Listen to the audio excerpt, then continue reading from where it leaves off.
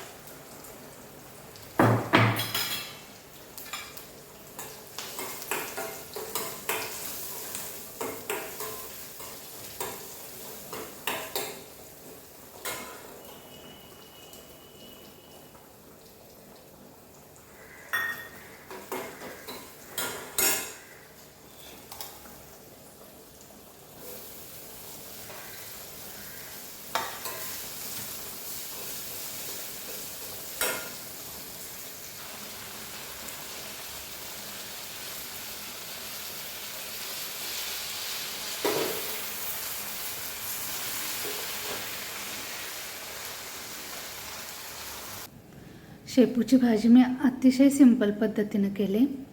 साधी मिरचीची फोडणी टाकून थोडंसं शेंगदाणे कुटून घातले आणि लोण.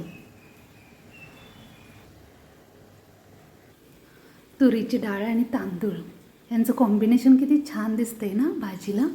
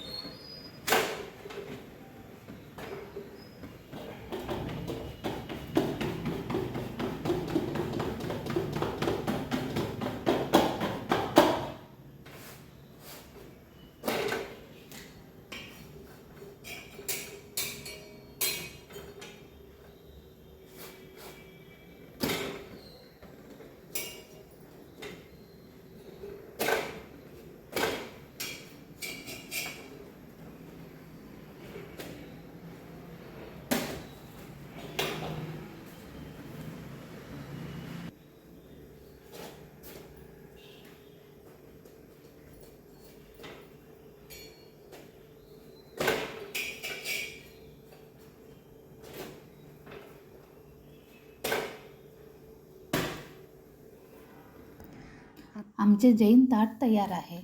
आम्ही सर्वजण जेवून आवरायला संध्याकाळचे 6 वाजतात. त्यानंतरचा झोपेपर्यंतचा वेळ हा मी टाईम असतो.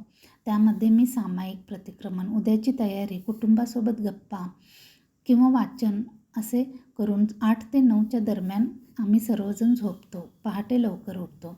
स्त्रीला स्वयंपाक, जेवण, कट्टा लवकर आवरले ना की डोक्यावरचे ओझे कमी होते असे वाटते.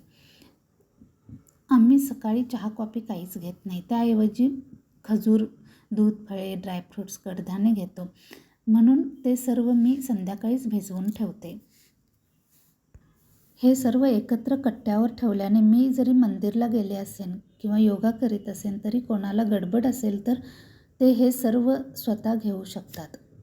Bread, biscuit, hotelling, parties, picture आणि हे सगळे आपण नेहमी करतो व ह्या सगळ्यामुळे आरोग्य बिघडून दवाखान्यावर जो खर्च होतो त्यापुढे हा खर्च काहीच नाही. उलट आपले आरोग्य सुधारून फ्रेशपणा येतो.